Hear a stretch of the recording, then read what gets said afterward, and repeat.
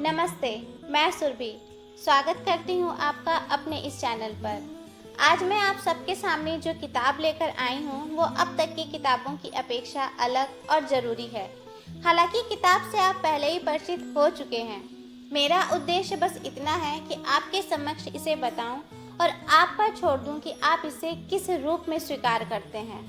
Rich dad poor dad Robert Kiyosaki की लिखी एक पॉपुलर बुक है जो 1997 में पब्लिश हुई थी, लेकिन आज भी युवाओं में उतनी ही मशहूर है।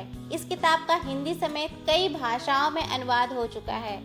कियोसाकी अमेरिकन बिजनेसमैन है।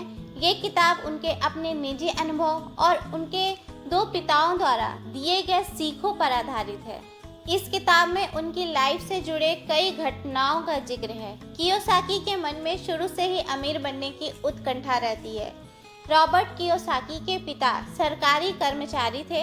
हालांकि वो पढ़े लिखे और ऊंचे ओहदे पर कार्यरत थे, परंतु वो उन्हें गरीब पिता के रूप में इंट्रोड्यूस करवाते हैं, जबकि अपने 8वीं पास पिता को रिच डैड के रूप में। रिच डैड उसके दोस्त के पिता रहते हैं, लेकिन लेखक 9 साल की उम्र से ही उनसे फाइनेंस संबंधी ज्ञान लेते हैं।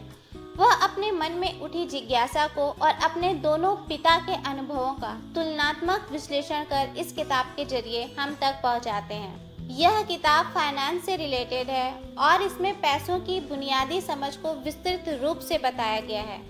यदि आप अमीर बनना चाहते हैं या चूहा दौड़ से बाहर निकलना चाहते हैं, व्यापार और निवेश की समझ को विकसित करना चाहते हैं, पैसे बनाने की कला को सीखना चाहते हैं, आर्थिक रूप से स्वतंत्र होना चाहते हैं और पैसों को लेकर अपना नज़रिया बदलना चाहते हैं, तो ये किताब आपको ज़रूर पढ़नी चाहिए।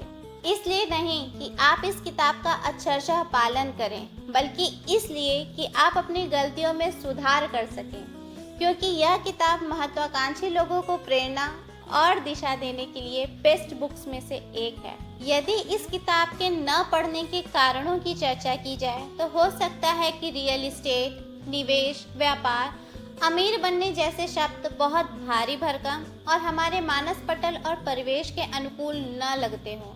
लेकिन किसी किताब के विषय में बिना पढ़े पूर्वाग्रह बना लेने से अच्छा उसे पढ़कर जान लेने में है। इतना जानने के बाद यदि मन में थोड़ी सी भी जिज्ञासा या कौतूहल हो रहा है तो इसे पढ़ ही लीजिए।